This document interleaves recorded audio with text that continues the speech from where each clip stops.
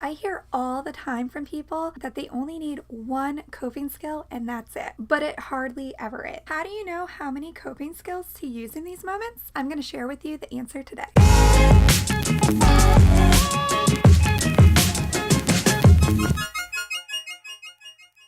Raise your hand if you've ever experienced an emotional breakdown.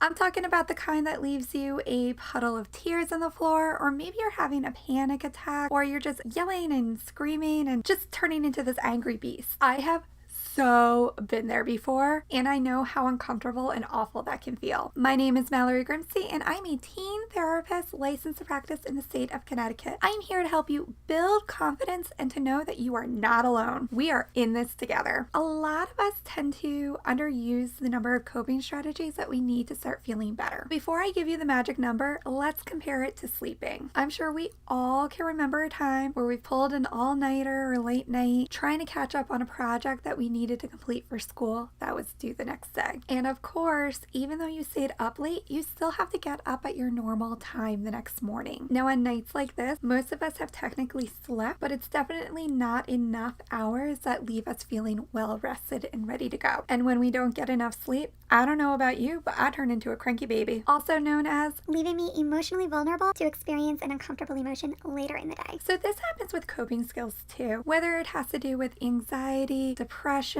anger, whatever big, intense, uncomfortable emotion we're feeling. It's usually pretty high, meaning that one coping strategy is not going to cut it. So for example, if you're using a 0 to 10 scale where 0 is totally neutral, calm, no difficulty at all, and 10 is the most extreme discomfort you've ever experienced, if you're feeling an 8, 9, or even a 10 on that scale, taking a few deep breaths, not going to help, or at least not enough to get it down to a more manageable level. In fact, taking deep breaths is probably one of my favorite coping strategies, but if you tell me to take a deep breath in that moment, I have all sorts of angry thoughts headed your way, because I know as awesome as taking a deep breath is, I need to be doing more than that. So what's the magic number that we should all be planning for? It's 6 to 8 coping skills.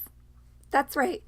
It takes 6 to 8 healthy coping strategies to match the same relief from a problem behavior, whether that's yelling, kicking, panicking, crying, even self-harm. So if you notice yourself experiencing an intense, uncomfortable emotion, you might want to start with deep breathing and check in. If it started at a 9 and it's still at a 9, guess what? That's awesome, because it hasn't gotten worse. Now it's time to move on to the next coping strategy. Maybe that's drinking some water. It could be texting a friend. It could be coloring in a coloring book. There are so many options here, and these are just a few. Whatever coping skill you decide to choose, make sure you keep checking in on where your intensity is at. And when it gets down to a more manageable level, wherever that is for you, that's when you can start problem solving. If you want even more videos like this, or to know how to help a friend, make sure you watch the video on your screen right now. And please don't forget to like, comment, and share this video with anyone else who needs it. Thanks for watching.